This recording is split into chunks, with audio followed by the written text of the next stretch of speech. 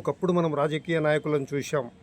నీలం సంజీవరెడ్డి, కోర్స్ అప్పటికి నేను ఇంకా విద్యార్థిని.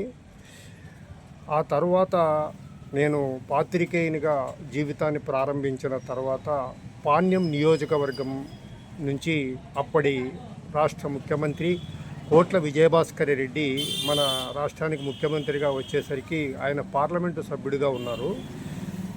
శాసనసభకు ఎన్నిక కావాలి కదా, ఆ నేపథ్యంలో పాణ్యం నుంచి పోటీ చేయడం జరిగింది. అప్పుడు నేను పనిచేస్తున్న దినపత్రికలో ఆ వార్తలను కవర్ చేయడం జరిగింది. అప్పుడు ఇక్కడి నుంచి కోట్ల విజయభాస్కర్ రెడ్డి ఎన్నికలను పూర్తి స్థాయిలో ఒక సాధారణ వార్తలే కాకుండా రాజకీయ విశ్లేషణలు కూడా అందించడం జరిగింది. అలాంటి ఎన్నికల్లో కూడా వ్యక్తిగత ఆరోపణలు పరిశీలిస్తే చాలా తక్కువ, చాలా శూన్యమని కూడా మనం చెప్పుకోవచ్చు. కేవలం రాజకీయ పరంగానే ఆరోపణలు ఉండేటివి. ఆ తర్వాత కూడా మనం మర్రి చెన్నారెడ్డి, జలగం వెంగళరావు, రోషయ్య,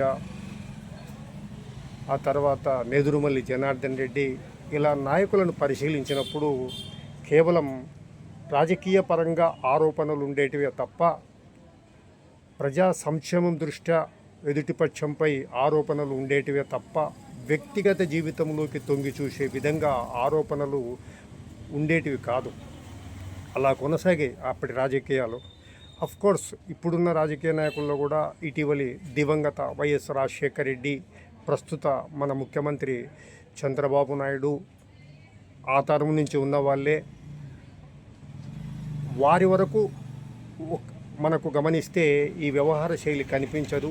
ఇటీవలి కాలంలో మాత్రము ఈ వ్యవహార శైలి ప్రస్ఫుటంగా ప్రతిరోజు మనకు సాధారణమైపోయింది. వార్తల్లో రాజకీయ నాయకులు ఇక్కడ ఎవరు మొదలు పెట్టారు, దాన్ని ఖండిస్తూ ఎవరు కొనసాగిస్తున్నారు అనేది పక్కన పెడితే, కోర్స్ ఒకరు జుగుప్సాకరంగానే మొదలు పెట్టిండొచ్చు. అంత మాత్రం చేత వారిని ఖండించాల్సి వచ్చినప్పుడు మనం కూడా అదే భాష వాడాల్సిన అవసరం లేదు.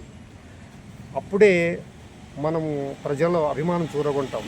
వారు జుగుప్సాకరంగా మాట్లాడుతున్నారు కాబట్టి మనం కూడా అలాగే మాట్లాడితే అప్పుడు ఎవరికి తేడా లేకుండా పోతుంది. ప్రస్తుతం మనం అదే పరిస్థితులు చూస్తున్నాము.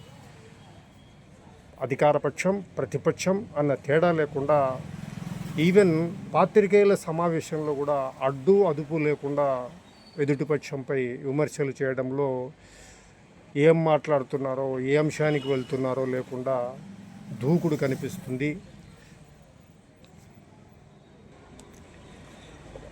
రాను రాను ఏమైపోతూ ఉందంటే రాజకీయ నాయకులకు సంబంధించిన పాత్రికేయుల సమావేశాలు కానీ, వార్తలు కానీ, ఎలక్ట్రానిక్ మీడియాలో కానీ, సోషల్ మీడియాలో వింటుంటే కాసేపటికే శిరోభారం వస్తుంది, ఒకంత జుగుప్స కలుగుతుంది. వెంటనే ఛానల్ మార్చాల్సిన పరిస్థితులు కనిపిస్తున్నాయి. చూడాలి మరి ఇది ముందు ముందు ఇంకా ఇలాగే మరింత దిగజారుడు స్థాయికే పరిస్థితులు వెళతాయా, లేదు అతి సర్వత్రా వర్జియేత్, మంచి అయినా చెడైనా మరి ఆ కోణంలో ముందు మళ్ళీ మామూలు పరిస్థితులను మనం చూడగలుగుతామా గమనించాలి, వేచి చూడాలి.